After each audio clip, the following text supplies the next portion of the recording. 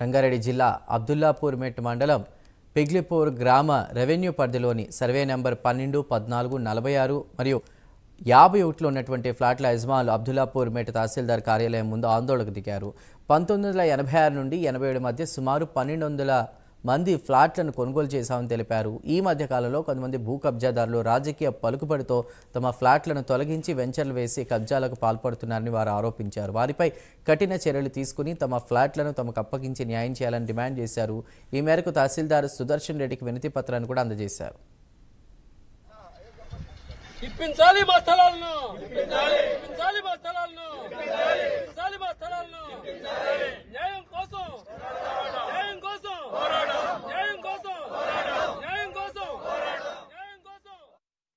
87 ఆ ప్రాంతాల్లో మేము కొనుక్కున్నటువంటి ప్లాట్లు మేము న్యాయబద్ధంగా కంప్లీట్ గా రిజిస్ట్రేషన్ చేసుకున్నటువంటి ప్లాట్లని తర్వాత కొందరు వచ్చి ల్యాండ్ గ్రాబర్స్ వాళ్ళు ఈ రకమైనటువంటి దౌర్జన్యంగా మాకు తెలియకుండా మేము ఎంత ఆపినప్పటికి కూడా ఆగకుండా వాళ్ళు తోచినట్టుగా వాళ్ళు ఇష్టం వచ్చినట్టుగా ఈ ప్రదేశాన్ని అంతా కబ్జా చేసుకొని చేస్తున్నారు. పొలిటికల్ బ్యాక్గ్రౌండ్ పెట్టుకొని తదితరమైనటువంటి దుర్మార్గపు ఆలోచనలతో దయచేసి మేమంతా చాలా వృద్ధులు 70 ఏళ్ళు 80 ఏళ్ళు వయసున్నటువంటి వ్యక్తులు చాలా మంది ఆ రోజుల్లో ఒక మిడిల్ క్లాస్ నుంచి వచ్చినటువంటి ప్రజానీకం మేము కొనుక్కున్నాం. అది కష్టం మీద మా హార్డ్ ఎర్న్డ్ అమౌంట్ నుంచి ఇటువంటి హార్డ్ ఎర్న్డ్ అమౌంట్ నుంచి కొనుక్కునేటువంటి మా ప్లాట్ని ఈ రకమైనటువంటి దురాగతాలు చేసి ఈ రకమైనటువంటి ల్యాండ్ కబ్జా చేసి ఈ ల్యాండ్ మాఫియాలు ఏదైతే హైదరాబాద్ చుట్టూ పరిసరాల్లో చాలా చోట్ల జరుగుతున్నది, మాకు కూడా అదే రకమైనటువంటి అన్యాయం జరుగుతున్నది.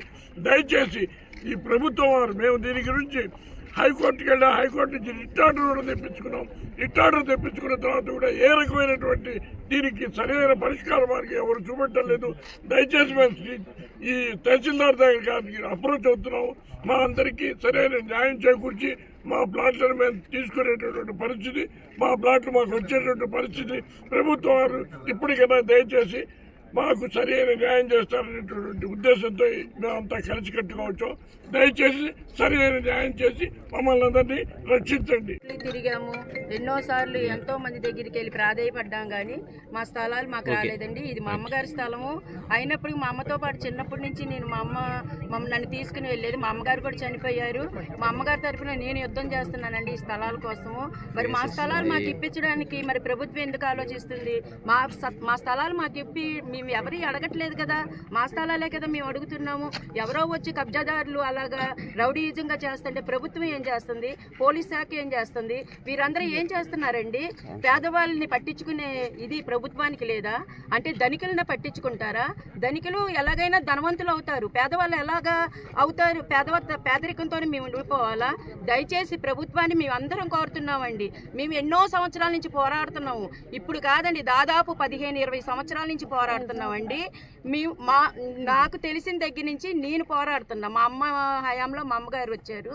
దయచేసి మా స్థలాలు మాకు ఇప్పించండి. ఆ హైకోర్టులో మరి సర్వే చేయమని మేము పిటిషన్ వేస్తే వచ్చింది, మరి ఆ టైం కూడా అయిపోయింది. ఎంఆర్ఓ గారికి ఇచ్చాము, పోలీస్ శాఖ వారికి ఇచ్చాము, మరి ఎవరు పట్టించుకోవట్లేదండి. మరి ప్రభుత్వం రేవంత్ రెడ్డి అన్నగారైనా సరే మా యందు దయ తెలిసి మరి మీడియా ముఖంగా మేము అందరం ప్రతి ఒక్కరూ జోడించి మిమ్మల్ని అడుగుతున్నామండి. ప్రతి ఒక్కరము, ఎందుకంటేనండి అందరం పేదవాళ్ళమే ఇక్కడ ఉంది, ఎవరూ ధనికులు లేవు, మధ్య కుటుంబంలో ఉన్న వాళ్ళమే అందరం.